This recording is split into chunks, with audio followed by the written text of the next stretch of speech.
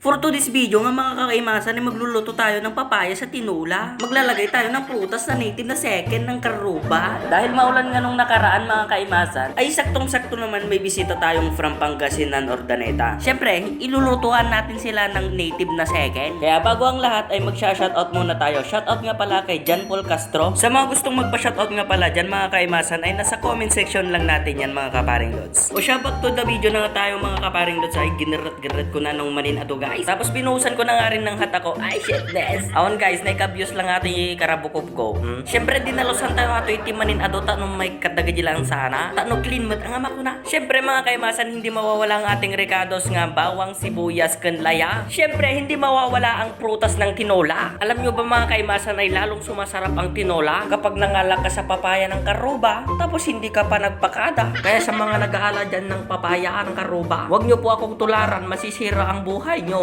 Alam nyo ba guys, kaya ako nagawa yon kasi siguro umira lang kademonyuhan ng aking kamay, gumalaw. At yun nga mga kaparing lods ay minekos-mekos muna ng insang kunin. Sobrang nasarapin. Okay, very nice, very perfect. Ay kat tinaklubakon tako sa nag-outfit check. O ano, naggar. Ready mo na mekos-mekos mo ng insang kunin. Alam nyo ba guys, naniniwala na ako sa sinasabi nilang gumagwapo daw ang lalaki kapag naglulutaw. Ay, yan ay agpaisaw. Matapos ko ng minekos-mekos mga kaimasan ay nilagyan ko na nga rin ng tubig water danom in English nature spring. Wala guys, pasensya na kayo, barag ang aking boses. Kasi ikaw ba naman yung nagtrangkaso na nang walang nag-aalaga sa yung bebekes naman? Makamalas naman yung ganto. Pero hindi tayo magpapatalo guys. Mag-aaramid pa rin ako ng video para mapasaya lang kayo. Yee, kaimasan dyan. Nagbuburik na nga mga guys ay lalagyan na natin ng siling almoranas. Ang ilalagay nga pala natin dito mga kaimasan ay yung bulong ng malunggay. Tapos yung papaya ng karuba. Ay kat sigurado nga na imas day tatangko pa nga yung pakada dyan kinkinya. Dahil malambot na nga ang sabaw ay este yung sibuyas. Anya, naggulo ka mo. Ay ilalagay ko na yung papaya sa tinula. Palalambutin lang natin ito ng 10 years. Tapos kapag ready na, kapag malambot na ang karni niya, tapos yung papaya ay medyo malutnang na, ilagay na natin yung malunggay. At nung malambot na nga yung papayang prutas mga kaparing doon, nilagay ko na yung malunggay. At yun nga ay kunting mekos-mekos muna yung insang ko na yan.